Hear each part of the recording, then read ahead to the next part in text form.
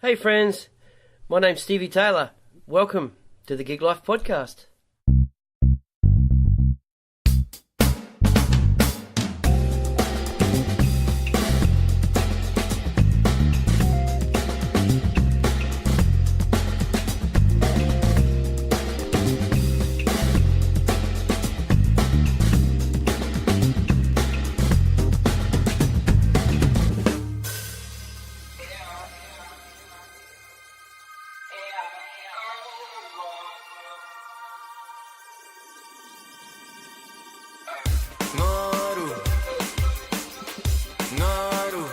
My guest today is Chris Chetland. Chris is a multi-award-winning, record-breaking audio mixing and mastering engineer, producer, studio and label owner from Auckland in New Zealand.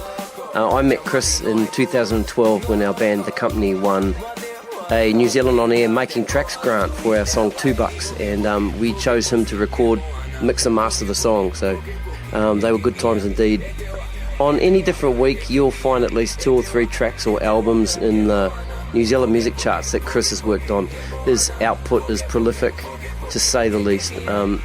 He also mixed and mastered Scribe's debut album, Crusader. Not many, if any. Sorry about that. We chatted about his early days in the metal band, dance parties in the 90s, forming Kog Transmissions, digital streaming, the cultural renaissance currently being seen in the New Zealand music scene, and a bunch of other stuff. I won't waffle on anymore, so ladies and gentlemen, please give it up for Chris Chetland. Cheers.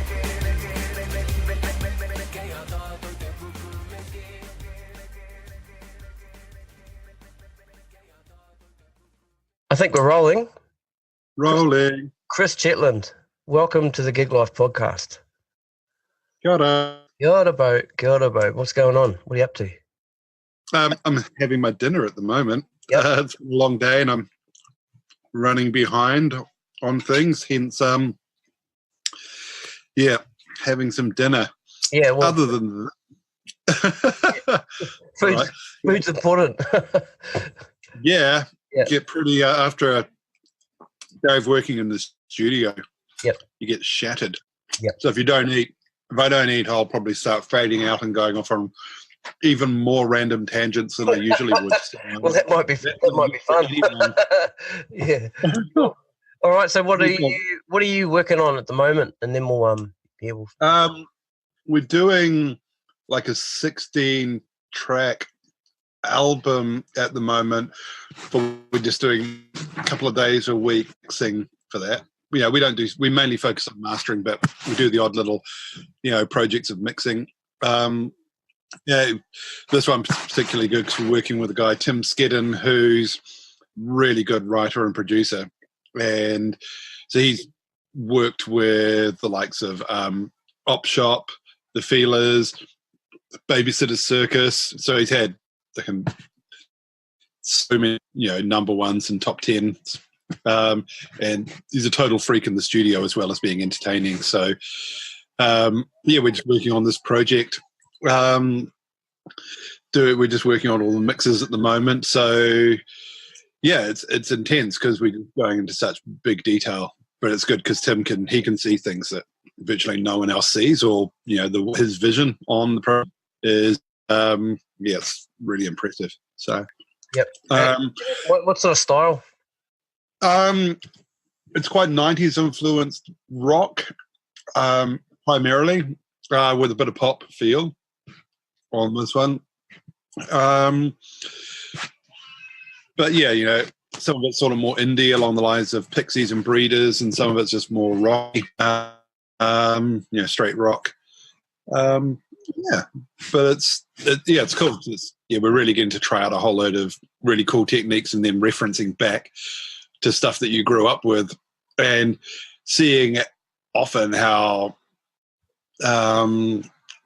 the mixes of stuff that you thought was so amazing at the time now just doesn't even really stand up to the modern production techniques, available tricks that you can do. So referencing that and trying to pull in the best parts of that, but then add in all the modern aesthetics and then take it in its own direction. So it's a unique thing.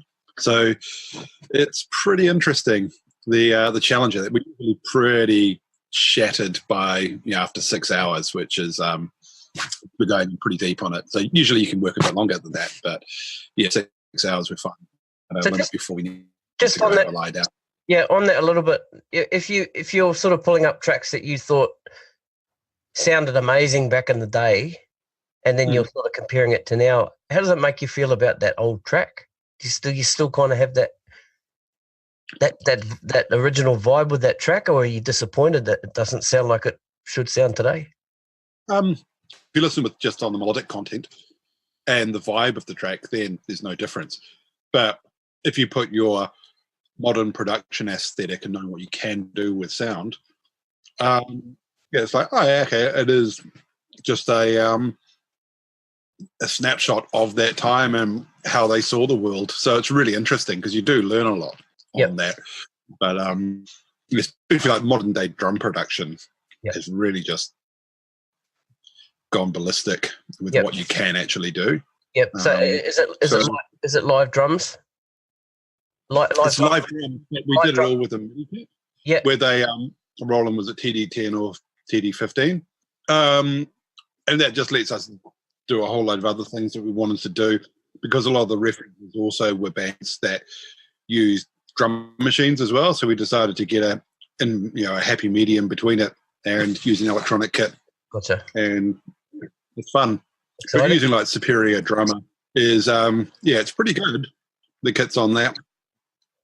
So we're not so worried about having a super analog live kit sound on this because we're doing lots of production techniques on it as well.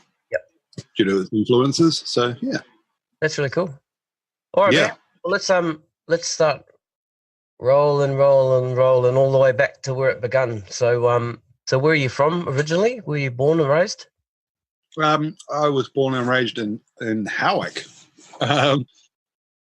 which is in Auckland, middle class suburb, and grew up near the beach. So spent a lot of time down there, and we had a farm across the road. So also on running around, hanging out with animals or in the bush. But it was also suburbs there. It sort of bridged quite nicely between nature and suburbs at the time. They just flattened everything and built houses over the whole lot. And it's it's a bit sad going back there, but apparently it's progress. Yep. And when did music start to develop? I liked music as a teenager, certain styles of music, particularly sort of more alternative, industrial styles, gothy or punk. So I was, into Baja, Susie and the Banshees, Skinny Puppy were definitely one of my favourites. Front 242, on the more electronic side of that. They're probably one of the most influential things. And started doing music with other people. Was it my third year of uni? What's that? So I don't know, 90 in the early 90s anyway.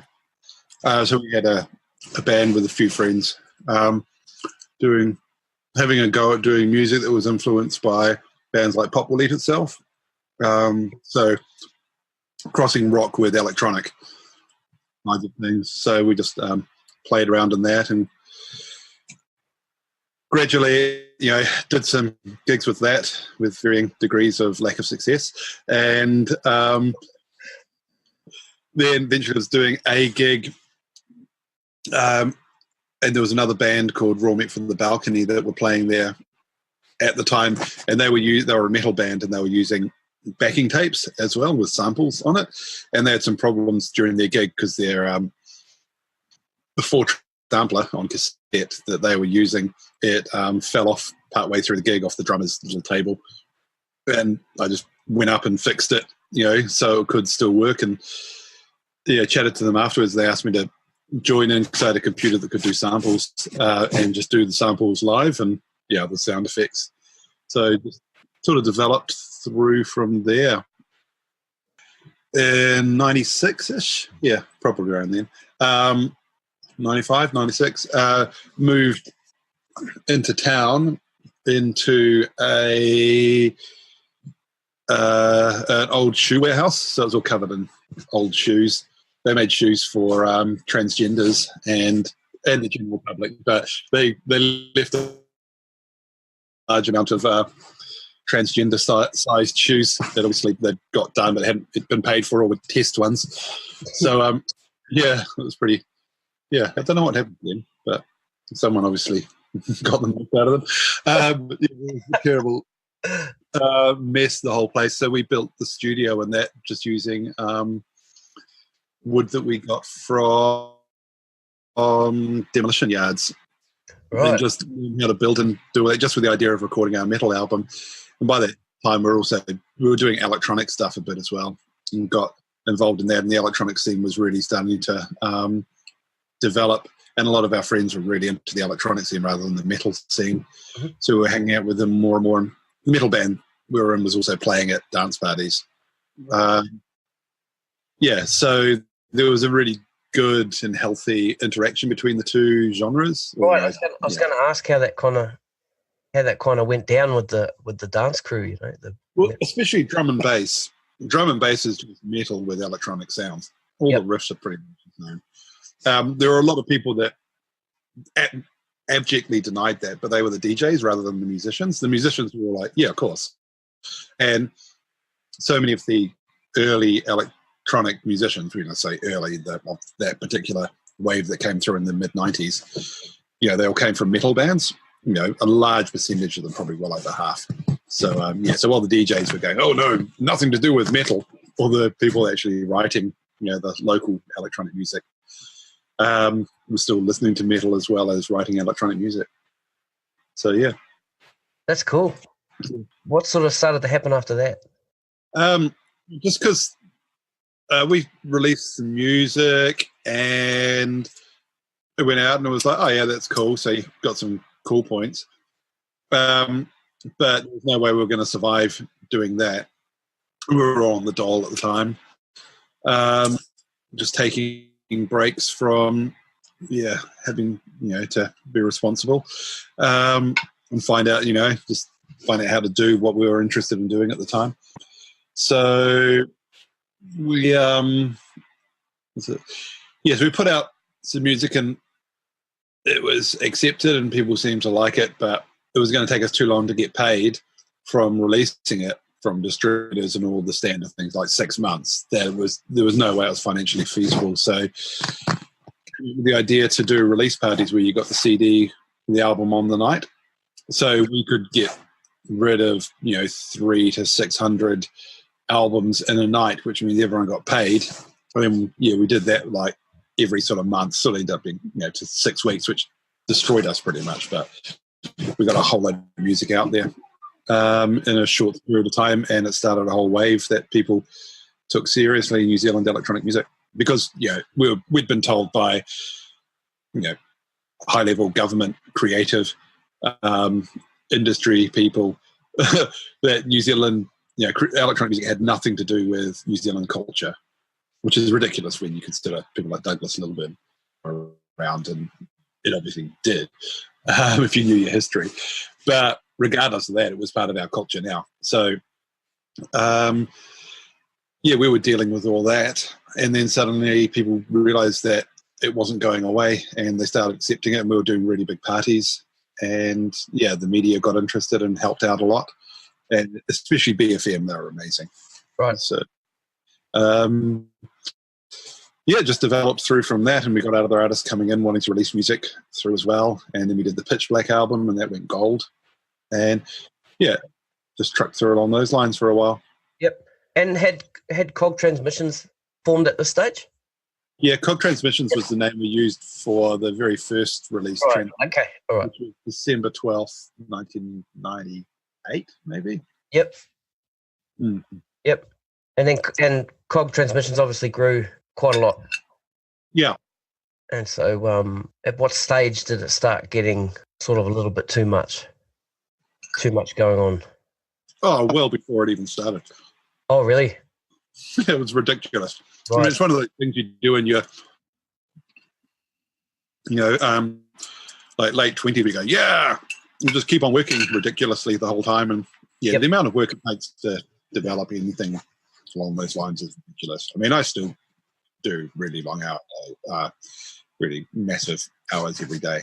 So, but it keeps you fit, apparently. And this was this analog still back then? It's to tape? It was the early, all the Kog was all done digitally. Mm-hmm. So we had like the early versions of Pro Tools and bouncing it down to DAT. And we never had a machine, apart from a 4-track cassette one. Right. So we were the beginning of that sort of change, or at the beginning of that sort of change. Right. Did you feel it changing? Did you realise that you guys were kind of like a little bit ahead, bit of a step? In some ways we were behind, in other ways, as because there were people doing other things. But you have that confidence in like we're just going to do it regardless. But we could definitely see where it was going, and even though lots of people were telling us, no, it's not going there, we knew it was, and it did. So. Yeah, and there are other things we had no clue on where they said it's going to go this way, and Yep. And how many people were involved in Kog Transmissions at this stage? It depended on the year. It got up to quite a few. I think there were like at one stage 10 people there pretty much full time. Right. And then various other people as well. So that was terrible. Terrible idea. A lot of egos. A lot of ideas. And was there were you all sort of equal, or did somebody have sort of final say and stuff? It depended, because you have different levels of interest. Oh, right. So some people don't give a fuck, and some people do. And so that creates its own form of hierarchy or distribution in relation to things happening. And if people are looking after a certain area, then they do things. So, it's like any organisation. And were you still at the shoe warehouse at this stage, or had you sort of? Yeah. So we moved out of I moved out after all the rest of the Kog dissipated, off to do its own things. I stayed on with the lease because the studios were there, and I was doing the studio out of it. So it made sense. And in end of 2009, I got a PhD scholarship. So it was like, right, well, I'm not going to be traveling into town every day to work and, having to spend all that time when I've got more than one focus. So we built a studio out on our section next to the house so I could do both things. Yeah, so we stayed there till 2000 the end of 2009, I think it was. But now I get to work at home, which is awesome. That's good. You have to commute. That's good. Yeah, I don't really like concrete that much as well. So going into town into the concrete was, I totally had enough of it. It was just like, no. Whereas we live out in the trees, and very few humans around. Looking out from our house, it's about 500 meters to another house. So Yep. Yeah, I've been to your place, so I know. Yeah. Beautiful out there. Yep. Really cool. Mm-hmm. We had a good time when we were there. It was really good. Yeah. Really fun. We did. So you mixed and, correct me if I'm wrong, mastered Scribe's Crusader album. Yep. Which was massive. And was sort of record-breaking stuff, wasn't it? You want to talk a little bit? It's the new record holder for weeks of a single at number 1. Right. Yeah, that's impressive. So how did that come about, and what was that session like? It depended. I said it was fun working with P Money. He's entertaining in the studio. He keeps you laughing. I got asked to do it because they thought I was the best person for the job, who could get the best sound that I'd been working with P Money on quite a few projects already, so I sort of knew the sound he was after. And so just did that, and the sessions came in various levels of organisation. Sadly, the stand-up track, when it got delivered to me, the Logic session had corrupted, so all I had was a bounce down of the track, a stereo, where they were last at, and a whole load of files called Audio 1, Audio 2, Audio 3, Audio 4. So I had to completely reconstruct the entire track from guessing which takes were what, just from unlabeled things. Right. So, so that's what that one was. That took a long time. I think it took a couple of days, 2-3 days. It took fucking ages anyway. It ended up being their first number one, but it was just, it was ridiculous. How was that? How was that feeling? Having that having that track sort of go to number one, and because you'd had some number ones with some of your stuff. I had various number ones and various things. It was okay. Yeah, it's like that's cool. That's cool. Yeah, that's number one. Whatever, man. It was just like, it's I just did the mix, really. Yeah, so. Right. Okay, you're a very humble dude. Yeah. Cool. And did that sort of open up some opportunities to other stuff? Yes, for certain things, but it also closed off doors for other things. Is that because people say, "Oh, Chris just does hip hop," or you sold out from your. So the indie people were from that side as well, and then other people said, "Oh, Chris just does hip hop." So it closed as many doors that it opened them, and it did take a good nearly 7 years to rework out of that. Right. So you got to look at things from both sides. So it was nice having the New Zealand record for things and having 3 number ones off that album, but it definitely closes many doors that open them. Right. Because you just get typecast as, Chris just does, the person just does this. Right. And to get yourself... commercial stuff. So, you won't get them to do any indie guitar stuff or... Right. And how did you have a plan to get yourself sort of to reopen those doors? Did you sort of consciously say, let's seek out some indie and sort of, and go, look... No, I was a bit lazy and didn't care enough. Okay. We just focused on doing advertising work. Okay. Because just after the Scribe album happened anyway was when copying happened. So suddenly CD sales just plummeted over the period of 6 months or a year. So the budgets also plummeted by probably 80-90%, right. As people freaked out. So, and they're also doing it in their bedrooms. So we just focused on advertising and B stuff for 4 or 5 years. Yep. Which was cool. There was a lot of good, there was a lot of cool people we worked with, and there were a lot of, it was, telling clients they can't do lines of coke in the toilets. You say, because you're just going to come here and talk at me, and, it's pretty hard to work while you're talking at me. And clients just getting so fucking pissed that they're stumbling. This is ad clients. Musicians are incredibly well behaved compared to ad clients, we found. Ad clients throwing up in our toilets, dropping things, getting into big screaming arguments, all sorts of stuff. What? Yeah, but they... this is the problem ones. The cool ones were amazing, but the problem ones figured they were paying enough money they could do whatever they want. Act bad as people thought musicians cutting loose did. So it was weird, but we moved out of that side of things. We had enough by 2010. So I started a PhD. I've got a PhD scholarship, so just focused more on that side of things because it was low stress. Advertising is weird. Yeah. So were you doing the music for the ads?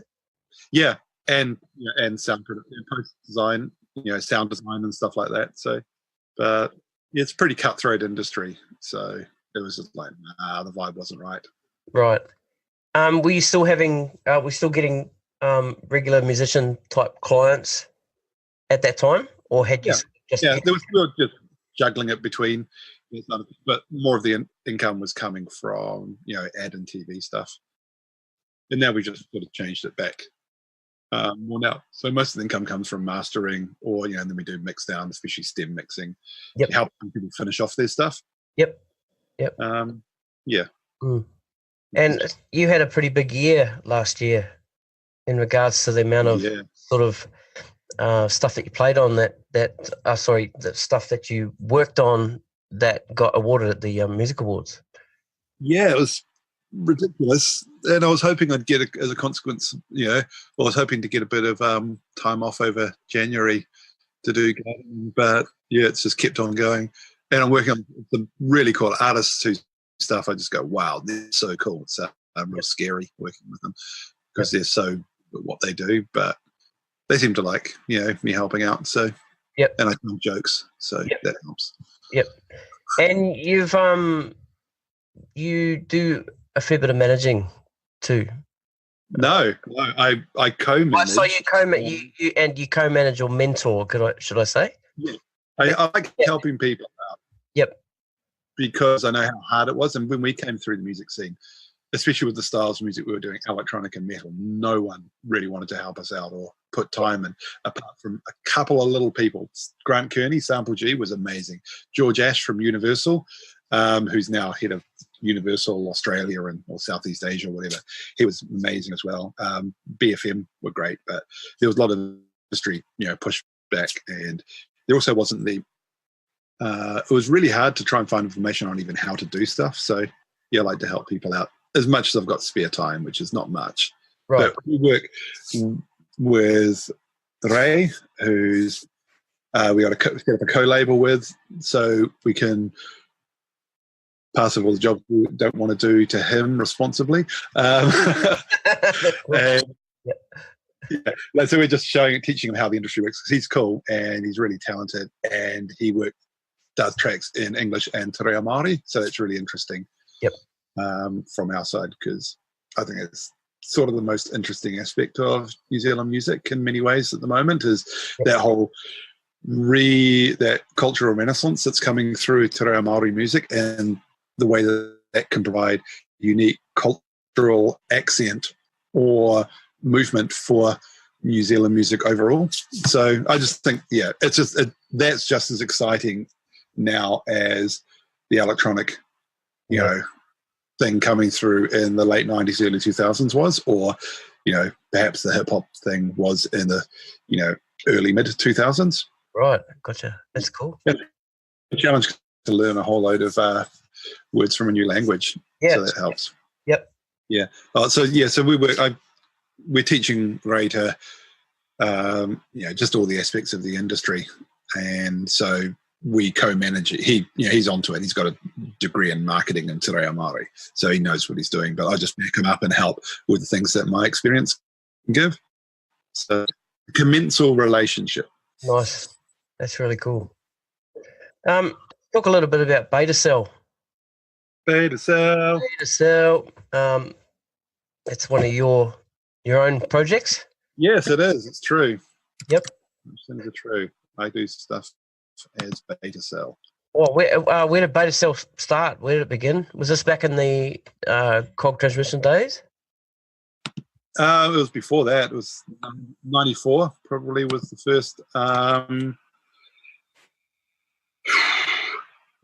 first gig. What would that have been? That would have been December as well. With the name quickly, because we had to, on the stairs of one of the other guys who was in it at the time, Dave Roper, of his flat, because he was putting on a gig. He was interested in being a promoter. He ended up doing things like Subtronics and putting on lots of really big, really important, especially drum and bass gigs. Mm-hmm. So we started doing that as sort of ravey type electronic music, as just something to do a bit more electronic-y from the metal stuff. It was Pat and I, who was the guitarist of the band, I met from the balcony. So we just did that, and then dabbled in a bit of drum and bassy stuff and just mucked around on that. The actual first Beta Cell album came out probably 2004. That was after Pat had moved to Austria to live. David left probably by 95, he was more interested in DJing and promoting. Right. So did that as a sort of collaboration thing with Timmy Schumacher, and that was just all breaks. And yeah, that did quite well. It had Lay It Down single was the most played track on alternative radio in 2002, and the following year, What's Down Low was the second most played track on alternative radio in New Zealand for 2003. But, yeah. That's cool. Well, it went quite well, and just at the height of it all, we decided to call it quits, and yeah, good rock and roll. Right. But it's come back a little bit because you've done some things. Yeah, I've been doing stuff. It's fun to write music, and I'm more interested, especially in doing stuff more on slightly the drum and bassy stuff, but also with using pretty much all live musicians.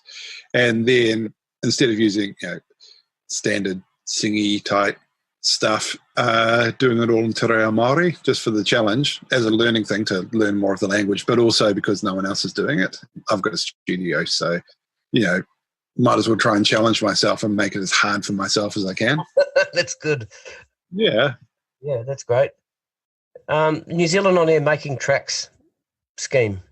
Yeah. That's how we ended up meeting you. Because at the time, I was in a band called The Company, and we presented a song called $2 to the Making Tracks panel, and you were on that panel. I was, and I really liked that. You really liked that track, and you sort of and that's really cool. And then once we heard that we had got the funding, I think you contacted one of us? Contacted Ronnie, or you contacted me, and I was like, oh, cool, because that's a really cool track. Ronnie emailed me. Yeah, and that was cool. And then we because we're over in Sydney, so we had we did some fundraising and got over to New Zealand, and we came out and met you, and we went out to Revolver and did the drums. We did with my friend Jason Shishkov in Sydney. We did the drums and the bass and guitar out there. We did a lot of it in the end. Yeah, we did, and it was that was such a great time. So, are you still involved in the Making Tracks? About once a year, once every couple of years. I think I'm on a panel, but that's all I do. I just listen to 100 or something tracks, and then say which ones I like. Yep. So it's been good because I've been managed to be. I was on the panel that gave the first ever funding to a te reo Māori track. Wow, awesome! Yeah, which was for Meisirika Angaroa. Yep. Yeah. So and it's just nice. And same for Alien Weaponry. I was on that one as well. Yeah, right. They doing well. Yep. So it's good being on that because you also at the end you get to present one, sometimes two tracks that you really like that haven't been voted in. So it was the same case with Macy's Tangaroa one. And you get to present why you think it should have a grant. Mm-hmm. So they've got a really good process for that. It's really well thought out, and it works really well to not just get tracks that are going to be obviously commercially viable for the particular stations, whether it be indie or pop, but also ones that from your experience you think this is going to fly. And like the Tangaroa one ended up having like probably 1 million streams. Yeah. That video. Yeah, it's just nice to have got to help out on that and convince people to take a punt on something that did end up being so successful. Yep. Now, still being on that panel, what's the sort of quality of the music you're getting now? What's the styles? I haven't been on one for probably a year. Okay. It's really broad. There's a lot of indie guitar-y type stuff, singer-songwritery, not much electronic, not much urban generally. As in the sense of more rap. There's a bit of R&B that comes through. It's more pop and indie, and that's predominantly what comes through. It does change every round, so it's hard to tell. I've only when you're on it every 1 or 2 years, it's pretty hard to provide a informative statistical analysis. Yeah, good answer. Now, your thoughts on streaming? Yeah, just got to work out how to evolve into it. Does it pay less, and is it in many ways a negative for the industry? I think so, because I know how much you used to be able to make, even as a bedroom artist. You could easily make $10,000-$15,000 a year in income as a bedroom artist by putting out a CD and APRA streaming and Rap Fund equivalent, and the odd gig. There's no way you will do that these days. So streaming pays nowhere near enough what it should, which means artists have to tour as their main income stream, which that's all good when you're in your 20s and you don't have kids, but it does initiate a significantly higher drop-off rate amongst artists, which means that we're also losing a lot of experience in the effective gene pool or the ecology of it all. So it's good that streaming income is coming up now, and I think it is, okay, right. Yeah, it's past its worst point, but so many people had to give up on their careers, and so many studios had to shut down because it said, when you suddenly over a period of a couple of years found that your budgets for albums dropped by say 80%. Especially with the cost of studio gear, when you think a reasonable EQ is going to cost you, close to $2,000 for one channel. So it means it does move stuff over to digital, but the costs of running a studio are not significant at all. So we lost so many studios and amazing engineers that we shouldn't have lost. And that was, one of the big functions it was primarily copying, but the replacement alternative streaming didn't do anywhere near as many favors as it should have done when you're talking about expenses to produce a project versus income. Yep. You said that the income's sort of coming up, or the price, the return is coming up a little bit. Is it on an upward slope? Will it keep? It seems is there enough? We just got to work out where the limit factor is. Right. Where the curve flattens. So, because it's going to at some point. Yep. And that's the people that can advise on that are the recorded music, or the people that professionally work in that statistical side every day. They're more likely to. Now I don't have time to really analyze that too much apart from reading their reports. Sure. Yeah. Do you think that's had an effect on the singles versus albums work that you get? Yep. Yeah. Oh, it has. Okay. It does depend on genre, but urban music's moved to a very singles market and just boom, boom, boom. When you get enough tracks, you call it an album. Okay. On the obvious, on a different aspect, the folk, alternative folk type artists, they're all doing albums because they're doing vinyl at the same time, so they need to have an album. So it does depend on the genre, but the more commercial something is, the less importance seems to be placed on an album. Let's just get a track out every 6 weeks or whatever, and just bang, bang, bang, bang, and So, but prog bands, they're going to still keep doing concept albums, which is great because concept albums rule. So it does depend on the genre, but it's not as important at all for certain genres to produce an album. They can just keep on doing singles, and as many as they can get out with as many artists as they can get out. It's a numbers game. Right. That's very interesting. Now, last year you got nominated for Engineer of the Year. Funny, eh? Yeah. What's funny about that? Well, for one, it was for a te reo. Funny, awesome.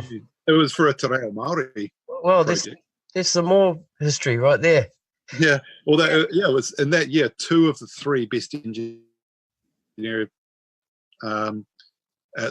projects were te reo Māori. Right. So there's weaponries, Yep. one, and there was Ray's one. So, and that's the first time ever there's been a Te Reo Māori project in the best engineer category. Right. So, yeah. And Alien, Tom Larkin, wasn't it? He engineered Tom Larkin, Simon Holloway. Yep. No, congratulations to you both, or to all of yous. It was great. Yeah. Mm-hmm. You have did have, I don't know if it's still there, but you had your gear shootout group. Yep, it's still there. It's still going? Yep. You want to talk a little bit how that sort of came about? And the main reason for gear shoot was, especially being in New Zealand, when you want to find out what some gear sounds like, you can't get hold of it. And you can't, let alone compare it. Can you just give a quick description of what I should have done that when I introduced the Gear Shootout? Just quickly tell people what that is. Yeah, Gear Shoot's a site that lets you compare audio gear and plugins against each other. It's fully calibrated. So basically we've made things called reference standards that you can compare them in real time, high-speed switching between them, so that you can decide which one works best for your ears, and also break down a whole load of myths. So from my side, being in New Zealand, you want to get a piece of gear or try out 3 pieces of gear, but there's no way you can get a hold of 3 particular pieces of gear and spend the time shooting them out, let alone setting it all up. It takes ages. So we decided to do that, a site that would let us do that, and also so I could compare later on whether this new piece of gear, or what it sounds like compared to various other ones, and what's the best bang for buck. So and me coming from a science background, I got frustrated by people making claims about particular pieces of equipment that there was no evidence to back up that claim. My other thing, apart from doing music, is I'm a managing editor for a theoretical biology journal. Mm-hmm. And so with that, it's all peer reviewed by people with PhDs and stuff, and it's all got to be done to a proper level. Any claim you make gets verified and run through. But there were people saying things about leads or compressors or various pieces of audio equipment, and it was like, that's just not true at all. I don't reckon. It doesn't make sense from my understanding of how sound works or physics works or how the gear works. So by sampling all these things in, we could do an actual comparison and find out if they were right or not. But it's also useful as a resource for people to if they want to buy gear, if they want to check out which plugin's the best one to buy, they can go in and compare it to 3 or 4 other ones, because no one in the music industry has a lot of money. So if you're going to invest $300 US in a plugin, you better make sure that you really do like it compared to other things. So if you want to say compare 3 or 4 different UAD plugins or 3 or 4 Waves plugins when they're on special, instead of you having to load them up into your DAW, find a sample, do all the settings, make sure it's calibrated, which is not a small amount of work, you can just go onto our site, grab the one we've already done it for, load them up, and then shoot them out in real time and decide which one works best for your ears. Because some people like FET compressors, and they'll always choose those. Some people like opticals. I really like opticals a lot of the time, but there's different tones for different jobs. So you use a DBX 160 for a particular sound, or an 1176 for another one, and being able to actually realize why you do that quickly. And you need to be able to switch between samples really quickly, less than 200 milliseconds really. Gotcha. Otherwise your brain internal EQ adjusts and you've got no useful form of analysis. Right. So if anyone, for example, say they're testing leads or one piece of gear or another, and they're playing it and then they're unplugging it and plugging another one in, as soon as they're over 0.2 of a second, it's all shit pretty much, unless it's really fun. How did you work that out? That's what I'm actually trained in. Yeah, that's what I thought. Yeah. I work with academics, for my biology thing, and so they're doing hardcore maths and analysis and scientific method on stuff, and that's the world I come from. That's cool, man. So I'll link that in the show notes, the gear shootout, as well as your website and any other sort of stuff. We'll start to wrap it up. Any sort of last messages or thoughts or? Right. What's useful to know? There's never a shortage of talent, but there's always a shortage of hard work. That's a good one, especially these days, eh? Like, yeah, you can do so much, but it's just that, if you're doing things like engineering, when it comes down to it, it's just like being a performance athlete. You've got to be doing it as many hours and living, breathing, and thinking it just to get your brain attuned to that level of delicacy or subtlety in the movements that you can do things that other people can't do. And that's why you do get things like, people like mastering engineers or mix engineers or, recording engineers to come and maybe just oversee one or two aspects of it, or, stem mixing is a popular thing. We do a lot for that, where people get it as good as they can. They send it to me and I'll spend a couple of hours on it and go, just adjust a few things, change the feel sonically just to bring out the best in it. So, so it's like, you run as fast as you can and then you tag in someone who runs all 6 hours a day or trains 6 hours a day and get them to finish off the race for you. That's kind of that was kind of the how it worked with my EP and you, because you mastered my EP and plus gave me a lot of advice along the way, but that was definitely the case. And I know what you mean about having to keep doing the work, because I haven't sort of touched that stuff for a while, and it's just, sort of go back to it. It's exactly the same as fitness. If you're playing rugby, touch rugby,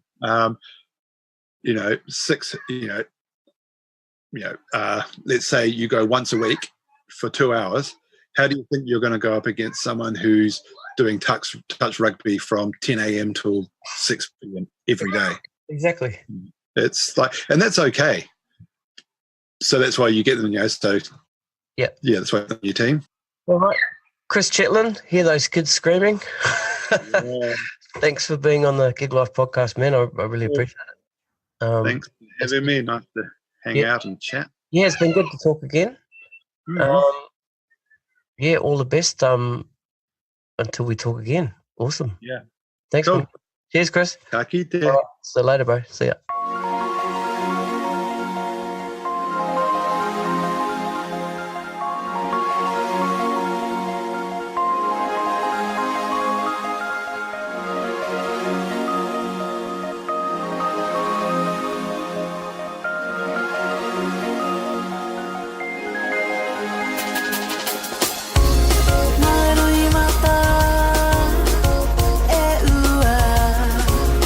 Orang